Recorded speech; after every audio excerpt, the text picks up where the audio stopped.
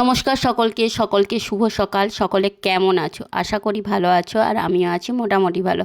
তোমাদের সুস্থতা কামনা করে আমি সঞ্চিতা আমার নতুন আর একটা ভিডিও তোমাদের সকলকে অনেক অনেক স্বাগত জানাই। তো সকালটা হয় আমার একটু সকালই, একটু বলতে মোটামুটি এখন হয় 6:30 বা 6টা এই রকমের মধ্যেই হয়ে যায়। তো প্রত্যেক দিনের মতন সকালবেলায় প্রত্যেক হাউস ওয়াইফেরই থাকে ভীষণ ভীষণ পরিমাণ কাজ। সেরকম আমারও থাকে, বিছানা বাগানো, ঘরদোর বাগানো থেকে ছেলে আছে, মানে ছেলের চর্চা থেকে শুরু করে সমস্ত কিছু সেরকম আমারও প্রত্যেক দিনেরই থাকে, যেটা কম বেশি যারা ভিডিও দেখো জানো, আর অনেকেরই আছে সেটাও সবাই জানো। যাই হোক, তারপরে সোজা চলে এসেছিলাম রুমটা, মানে বিছানাটা বাগিয়ে চলে এসেছিলাম। এর আগের দিন আমি কিছু ভিডিও বানিয়েছিলাম, শর্ট ভিডিও, তার জন্য এই শাড়িটা পরেছিলাম, সেইটাও পরেছিল, তাছাড়া অনেক কিছু জিনিস পরেছিল। কারণ বিকালবেলা জামা কাপড় তোলার পর মাঝে মাঝে একটু যদি ফাঁক দিকে যায়, কিন্তু জামা কাপড় ভাঁজ করা হয় না। কোনো দিনও রাত্রেবেলায় করি, আবার কোনো দিন হয়তো করাই হয় না, মেঝেতেই এইভাবে পড়ে রয়ে যায়। সেটা সকালবেলায় করি বা অন্য টাইম সময় দেখে করি আর কি। আজকে ভাবলাম সকালবেলায় একটু সময় আছে, তাহলে সকালবেলাতেই বাগিয়ে গুছিয়ে আগে সমস্ত জামা কাপড়গুলো ভাঁজ করে রেখে দিই, না হলে আবার আর রান্নার দিকে চলে গেলে আর কিন্তু এইসব করতে পারবো না। যাই তারপরে এই সব করতে শুরু করে দিয়েছিলাম, দিয়ে সোজা চলে গিয়েছিলাম একটুখানি ব্যায়াম করতে। আর তোমরা কিন্তু কেউ হেসো না, আমি কিন্তু সময় না পেলে কিন্তু এইভাবে ব্যায়াম করি, একটু ফ্রি হ্যান্ড এক্সারসাইজ যেগুলো হয় আর কি, সেইগুলো সময় না পেলে কিন্তু আমি নাইটি পরেই কিন্তু ব্যায়ামটা করি। বিশাল কিছু হয়ে ওঠে না, কিন্তু অল্প স্বল্প করি, সেটা তোমাদের সাথে ভাবলাম আজকে একটু শেয়ার করি। কিন্তু নাইটি পরে ব্যায়াম করি বলে কিন্তু তোমাদের সাথে খুব একটা শেয়ার করি না, কারণ নাইটি পরে খুব একটা ব্যায়াম করাও যায় না, আর ব্যায়াম করতে গেলে নাইটি উঠে যেতে পারে, সেই জন্য কিন্তু তোমাদের সাথেও শেয়ার করি না। যাই হোক, তার জন্য আজকে ভাবলাম একটু শেয়ার করি। যাই হোক, তারপরে ছেলেকে পড়াচ্ছিলাম। ছেলের এখন কিন্তু সকালবেলায় টিউশনটা বন্ধ আছে, সকালের টিউশন বন্ধ আছে বলতে এখন যেহেতু কিছু স্কুল সকাল হচ্ছে, কিছু স্কুল দুপুরে হচ্ছে, সেই জন্য কিন্তু সকালের টিউশনটা গোলমাল হচ্ছে, আর তাই একটুখানি পড়াতে বসেছিলাম। আর আমি আজকে চলো তোমাদের কিছু কোশ্চেনের উত্তর দিয়েই আজকের ভিডিওটা বানাই। আজ কোশ্চেনের উত্তর বলতে কয়েকদিন ধরেই বেশ কয়েকজন আমাকে পার্সোনালিও জিজ্ঞাসা করছে, যারা মেসেঞ্জারে মেসেজ করে তারাও জিজ্ঞাসা করছে, আবার অনেকে কমেন্টস বক্সেও জিজ্ঞাসা করছে যে দিদিভাই তুমি ভিডিও বানাও, তোমার শ্বশুরবাড়িতে বা দাদাভাই কিছু বলে না? দাদাভাইয়ের সাপোর্ট আছো, কম বয়সী প্রত্যেকেই জানো, কারণ দাদাভাই যখন বাড়িতে আসে তখন কিন্তু ভিডিও বানিয়ে দেয় বা নিজেও ভিডিওতে থাকে, সেহেতু সাপোর্ট আছে। আর শ্বশুরবাড়ির লোকেরা কি আমাকে সাপোর্ট করে না করেনি, এইরকম একটা সবাইয়েরই কম বেশি জানতে ইচ্ছা করে। হ্যাঁ, আমি টাইটেল থাম্বনেলে দিয়েছি অবশ্যই যে হ্যাঁ, আমার শ্বশুরবাড়ির লোকেরা ভিডিও বানানো পছন্দ করে না, তবুও আমি কেন ভিডিও বানাই, যে এইরকমই তোমাদেরকে বলেছি। কারণ সত্যি কথা বলতে কি, আমার শ্বশুরবাড়ির লোকেরা কিন্তু যে ভিডিও বানানো পছন্দ করে না সেটাও নয়, আবার বিশাল কিছু পছন্দ করে সেটাও নয়। ওনারা ভিডিও সম্বন্ধে কোনো কিচ্ছু জানে না। আর যেটা দেওয়া আছে যে আত্মীয় স্বজন বন্ধুবান্ধবদের কাছে আমি কীরকম, দেখো এখনকার যুগে বিশেষ করে আমি মনে করি আমাকে কে কি বলল, কে কি বলল না, আত্মীয় স্বজনরা এইসব আমার কিন্তু খুব একটা ম্যাটার করে না। কারণ সব থেকে ভালো কথা হলো আমার যেগুলো কাছের, একদম কাছের, একমাত্র বলতে পারো আমার মা বাবা, শ্বশুরমশাই শাশুড়ি মা, আর আমার বর, আর আমার দিদি আর ননদ, এগুলোই হলো আমার সব থেকে কাছের আত্মীয় স্বজন বা বন্ধুবান্ধবের মধ্যেই বলতে পারো। তারপর আমাকে কে কি বলল না বলল কোনো কিচ্ছু কিন্তু আমার কোনো কিছু ম্যাটার করে না। আর আমাদের একটা কি জিনিস হলো যে আমার শ্বশুরমশাই বা শাশুড়ি মা কারোর কথাতে কিন্তু নাচে না। হ্যাঁ, ও এটা বলে দিল মানে সে এসে আমার সাথে ঝগড়া করতে লাগলো বা আমাকে কথা শোনাতে লাগলো, সেই জিনিসটা কিন্তু করে না। এই জিনিসটা কিন্তু ওনাদের দারুণ দারুণ একটা গুণ। হ্যাঁ, কোনো কিছু হলে হয়তো বলে, জিজ্ঞাসা করে, না হলে হয়তো নিজেদের মধ্যেই আলোচনা করে চেপে রেখে দেয়। কারণ ওনারা বিশ্বাস করেন যে আমি যেটা করব সেইটা খারাপ কোনো কিছু করব না, আর যদিও কোনো কিছু করি ওনাদের যে ছেলে আছে সে ঠিক পুরোটা সামলে নেবে। আর আমি বিগত 10 বছর ধরে ওনাদের সাথে আছি, মানে শ্বশুরমশাই শাশুড়ি মায়ের সাথে আছে।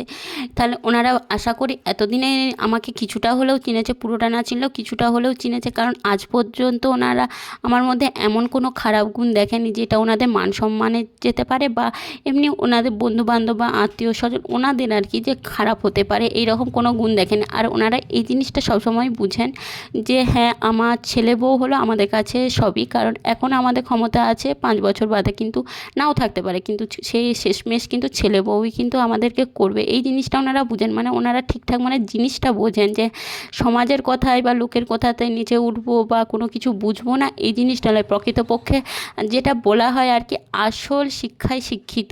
লেখাপড়া শিক্ষায় থাকলেই কিন্তু যে বিশাল শিক্ষিত হয় মানুষ সেটা নয়, কিন্তু পারিবারিক শিক্ষা বা নিজের বিচার বিবেচনার বুদ্ধি দিয়ে যে শিক্ষা, সেটাই হলো আসল অরিজিনাল শিক্ষা, আমার সেটাই মনে হয়। আর আমার শ্বশুরবাড়ি, মানে শ্বশুরবাড়িতে আমরা 3টে মানুষই থাকি, শ্বশুরমশাই, শাশুড়ি মা আর আমি।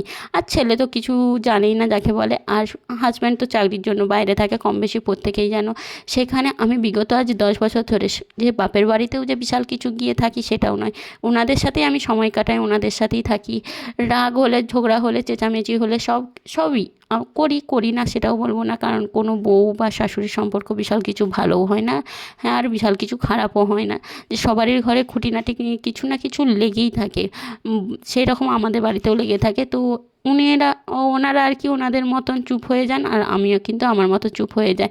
ঝগড়া হলো পরিমাণ মতো, সে আবার ঠিক তারপর দিন আবার যেকে সেই রকমভাবেই চলে। সেই জন্য আমাদের বাড়িতে অশান্তিটাও খুবই কমই হয়, আর কোনো কিছু হয় না বললেই চলে। কারণ বললামই তো, কারণ আমি বুঝি ওনাদেরকে দেখাশোনার দায়িত্ব একমাত্র আমার, আর ওনারাও বুঝেন যে হ্যাঁ, আমাদের পরবর্তী সময়ে কেউ করবে না, একমাত্র ছেলে আর বউ ছাড়া, এমনকি মেয়েও করবে না। কারণ ছেলে আছে যখন, তখন মেয়েরা কিন্তু খুব একটা কেউ করতে চায় না, সেটা কম বেশি প্রত্যেকেই জানো। হ্যাঁ, মেয়েরা আসবে, দেখবে, করবে, কিন্তু সেই বউ আর ছেলেকেই কিন্তু করতে হবে, এই জিনিসটা ওনারা ভালোভাবেই বুঝেন।